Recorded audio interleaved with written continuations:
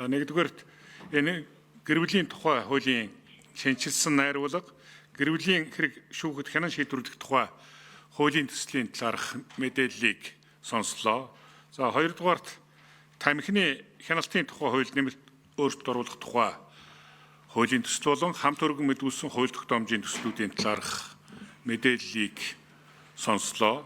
За 3 дугаарт Монгол Улсын их хурлын чуулганы хуралдааны дэгийн тухай хуульд нэмэлт өөрчлөлт оруулах тухай хуулийн төслийг хэлцлээ. За 4-т бусад гэсэн ийм 4 асуудлыг хэлэлцэж, за холбогдох хууль тогтоомжууд дээр манай их бүлгийн гишүүд асуулт саналаа хэлж, за Улсын их хурлын байнгын хороо болон чуулганы нэгдсэн хуралдаан дээр асуудлуудыг дэмжиж ажиллах, за мөн хэлцүүлгийн төвшөнд илүү сайжруулж боловсронгуй болгох талаар тодорхой байр суурьудаа нэгтгэж өнөөдрийн бүлгийн хурлаараа шийдвэрлэлээ гэдгийг та бүхэдтэй хэлмээр байна.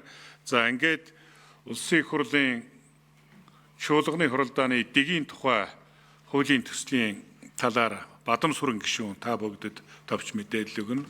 Тамхины хяналтын тухай хуульд өөрчлөлт оруулах тухай хуулийн төслийн талаар манай Номин Чимэг гишүүн тодорхой мэдээлэл өгнө.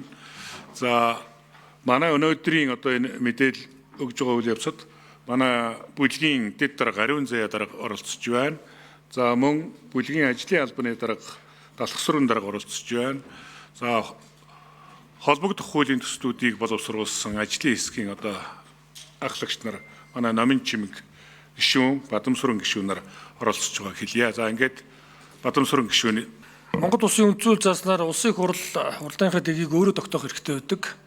Тийм учраас парламентын үйл ажиллагаа ил тод нээлттэй, санал хураалт ойлгомжтой, ард иргэдэд ойлгомжтой байх үүднээс дэгийн тухай хуульд 3 заалтанд өөрчлөлт оруулахаар өргөн барьсан. За энд бол нэгдүгээрт Монгол Улсын үндсэн хуулинд нийцүүлж засгийн газрыг огцруулах санал гаргасан бол энийг 3 хоногийн дараа хэлцэж эхлэн 7 хоногийн хугацаанд дуусгах гэсэн заалтан дэгийн үйл дээр 7 хоногийн дараа эхлэнэ гэсэн ийм 19 оны үндсэн хуулийн нэмэлт өөрчлөлттэй буюу үндсэн хуультай дэгийн хуулийг нийцүүлэх. Мөн 126 парламентын гишүүнтэй босно өмнөх 76 парламентын гишүүнтэй байснаас арай онцлогтой өөр байгаа учраас энэ хилцүүлийн горим санал хураах зарчмыг илүү ойлгомжтой болгох хэрэгтэй гэж үзсэн. Хоёрдугаарт нь засгийн газрын гишүүнийг томилох, чөлөөлөх, огцруулах бүрэн эрх нь ерөнхий сайдад үндсэн хуулиар олгогдсон. Гэхдээ энийг улсын хурлд танилцуулах хугацааг тодорхой зааж өгөөгүйгээс шалтгаалж, за өнгөрсөн хугацаанд засгийн газрын гишүүнийг томилоход сар орчмын хугацаа улсын хурл танилцуулахдаггүй юм төрийн ажил тасралтгүй явах үйл ажиллагаанд зөрчил гарсан. Тийм учраас үүнийг 5 хоногийн дотор улсын хурл сонсох ийм хугацаа зааж тодорхой болгож өгсөн гэдгийг бас энд онцлие. За 3 дугаарт нь бол хамгийн чухал зүйл болох байнгын орооны гаргасан саналыг улсын хурлын чуулганы нэгдсэн хуралдаан дээр хилцэх үедээ дэмжээгүй саналыг дэмжинэ, дэмжээгүй саналыг дэмжихгүй гэдэг ийм ойлгомжгүй нөхцөл байдал байгааг өөрчилж байнгын орооны санал хураалтаар олонхонд дэмжсэн саналыг энэ мэргэжлийн байнгын ороо бодлогын хувьд дэмжиж гинэ гэж үзэж улсын хурлын чуулганы нэгдсэн хуралдаанд дэмжихээр санал хураана. Гэхдээ энэ дээр тодтогч мэргэжлийн байнгын ороо дэмжсэн шүү. Ийм ач холбогдолтой учраас олон талаас нь авч үзэж энийг дэмжлээ. Улсын хурлын нэгдсэн чуулган эцлэн шийдвэрлэж өгнө гэдэг зарчмаар явна.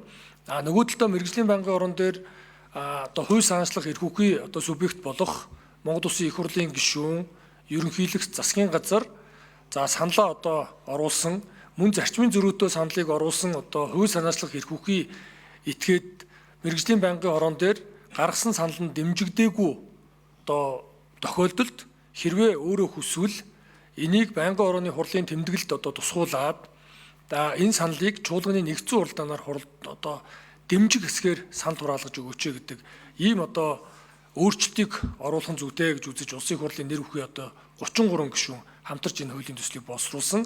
За ингэснээр энэ санал хураалт маань өөр ойлгомжтой болно. Зөвхөн дэмжих хэсгээр санал хураана.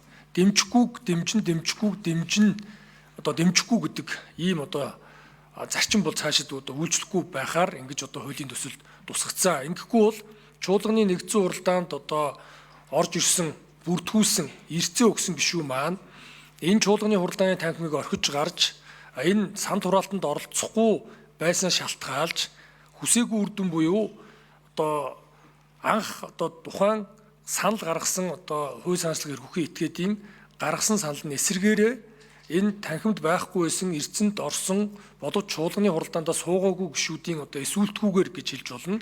Энэ санал өөрөө дэмжигдэж явах буюу бодлогын одоо санал явахгүй бах ийм одоо асуудал үүсэж байгаа учраас энийг засахыг зорьсон. За өнгөрсөн засгийн газрыг огцруулахтай холбоотой үндсэн хуулийн одоо зэцгийн шийдвэр гарсан. Энд бол тодорхой зааж өгсөн байгаа. Өөрөөр хэлбэл засгийн газрыг огцруулах хэсэг талаар анх одоо гаргасан саналыг төрийн байгуулалтын байнгын орон дээр санал хураахад энийг одоо огцруулахгүй гэж санал гаргасныг чуулганы нэгдсэн уралдаанд оролцсон нийт гишүүдийн одоо олонх нь огцруулахгүйг одоо дэмжихгүй гэдэг ийм одоо санал өгсөн шалтгаалж энэ маань одоо үндсэн хуулийн одоо зөрчилд орсон. Тийм учраас үндсэн хуулийн энэ зарчимд нийцүүлж дэгийн хуулийг ойлгомжтой болгож цаашдаа мэргэжлийн байнгын орооны одоо үн цэнийг нэмэгдүүлэх за мөн улсын хурлын гишүүн буюу одоо хууль санаачлах эрхүүхийн этгээд хэдий байнгын ороо дэмжиггүй ч гэсэн чуулганы нэгдсэн уралдаанаар одоо саналаа хураалгаж эцэслэн шийдвэрлүүлэх буюу үндсэн хууль заасан хууль санаачлах эрхээ эдлэгт нь одоо ойлгомжтой тодорхой болгох зорилгоор энэ одоо хуулийн төслийг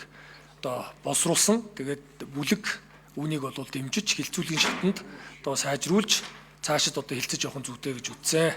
Баярлалаа. За та бүхэндээ өдрийн мэнд хүргэе. За тамхины хяналтын тухай хууль нэмэлт өөрчлөлт оруулах хуулийн төслийг 9 сард их хурлын 78 гишүүн хамтарч одоо өргөн мэдүүлж одоо энэ 7 хоногт чуулганаар хилцүүлэхээр байгаа. Тэгээ бүлгийнхаа хуралд бас танилцууллаа. Энэ хуулийн үндсэн зорилт бол ерөөсөө бид ирээдүйн хойч үеэ тамхины хор хөнөөлөөс хамгаалъя. Нийгмийн эрүүл мэндийг хамгаалъя гэсэн энэ зорилтын дор байгаа. Та бүхэн мэдж байгаа 2013 он тамхины хяналтын тухай хуульд дөрвтэй өөрчлөлт олсноос хойш ухралт хийсэн үү гэхээс урагшаа харсан өөрчлөлтийг бол тамхины хяналтын хуульд хийж чадаагүй байсан. Одоо эрүүл мэндийн байгууллагын, боловсролын байгууллагын эцэг эхчүүдийн хамгийн их санаа зовж байгаа зүйл бол хүүхдүүдийнхаа тамхиталд шинэ төрлийн гарч ирж байгаа энэ тамхин бүтээгдэхүүнүүдийн асуудал байгаа. Энэ асуудал бол ерөөсөө ямар нэгэн хуулийн зохицуулалт, журамлал ерөөсөө байхгүй явсаар ирсэн. Монгол улсын хувьд хүүхэд залуучуудын тамхитал жилээс жилд ихсэж байна. Одоо 13-аас 17 насны хүүхдүүдийн одоо 20% нь янжуур тамхи амандаа зууж 25% нь вейп тамхиг сордог ийм болсон байна гэдэг тооцоо судалгаа гарсан. Бид ирээдүйн хойч үеэ тамхинаас ангижирсан, нийгмийн эрүүл мэндэд хамгаалсан эрүүл Монгол хүүхдийг өсгөе гэвэл одоо л хойч үеэ бодсон хожимдоогүй шийдвэрийг гаргах ёстой гэж үзэж байгаа. Тэгэхээр Монгол улсын хувьд цөөхөн хүн амтай улсын хувьд тамхинаас шалтгаалсан нас баралт жил тутам 4300 орчим байгаа. Нэгээс 2 сумын хүн амтай тэнцэх одоо ард иргэдээ бид нар тамхинаас шалтгаалж алдаж байна. Жил болгон хавдраар өвчилж байгаа хүмүүсийн тоо нэмэгдэж байна. Тэгэхээр энэ бүгний суур одоо шалтгаан болж байгаа тамхиталтын эсрэг ялангуяа хүүхэд залуучууд руугаа чиглэсэн энэ хуулийн өөрчлөлтийг бол их хурлын 78 гишүүн хамтран санаачилж одоо өргөн мэдүүлээд байна. Тэгэхээр энэ хуулийн гол зохицуулт бол ямар нэгэн хуулийн зохицуулт байхгүй явсаар ирсэн одоо шинэ төрлийн тамхин бүтээгдэхүүнийг хуулийн зохицуултанд орж байна. За мөн энэ тамхины одоо хэрэглээг бууруулах зорилгоор эдийн засгийн арга хэрэгсүүлэх татврын асуудлыг бол хөндөж тавьж байгаа. Энийг бол үе шаттайгаар аажмаар нэмнэ. Өнөөдөр бас Арсан намын бүлгийн дараа одоо хурал хийж тамхи маргааш гэхэд юм уу эргчил гэхэд 15,000 болох нэ гэсэн мэдээлэл гарсан байх шиг байна. Энэ бол ташаа буруу ойлголт. 2030 он хүртэл бид татврыг үе шаттайгаар нэмэхээр байгаа. За мөн тамхи бол одоо дэлгүүрт зардаг жимсний амттай зайрмаг бол биш, тамхи бол тамхи, хортой бүтээгдэхүүн. Тэгэхээр хүүхэд залуучуудын татагтаад байгаа энэ жимсний янз бүрийн амтыг бол хорих одоо хуулийн зохицуултуудыг бид оруулж ирж байгаа. За гол нь бид нар энэ тамхины одоо татвараа бас хүүхэд залуучуудынхаа эрүүл мэнд, боловсрол, шимт хичээлтэй хоол, чөлөө цагаа зөв өнгөрүүлэх одоо спортын дугуйлангийн хүртээмж, барилга байгууламжийг сайжруулахад татварыг нь зохицуулахар мөн энэ хуулийн төсөлд бол туссан байгаа. За мөн тамхин бүтээгдэхүүнийг ил одоо үзүүлж, байршуулж зардаг асуудлыг одоо нэгдэж орсон конвенцийнхаа дагуу бид нар болиулж байна. Хүнсний бүтээгдэхүүн, хүнсний дэлгүүрт бол тамхиг одоо үзэсгэлэн шиг ингэж гаргадаг тий, ингэж зардаг байдлыг бол болиулах гэсэн эдгээр зохицуултууд мөн орсон байгаа. Мөн иргэдийнхаа саналыг тусгаж одоо гудамжаар явж байхдаа тамхи уугуулan одоо алхаж явдаг урд хойд нь жирэмсэн эмэгтэйчүүд, хөгшдүүд, хүүхдүүд алхаж байхад нь алхангаа гудамжаар тамхи одоо татдаг явдлыг болиулах нь хуулийн зохицуулт гэх мэтчлэн хуулийн зохицуултуудыг орсон байгаа.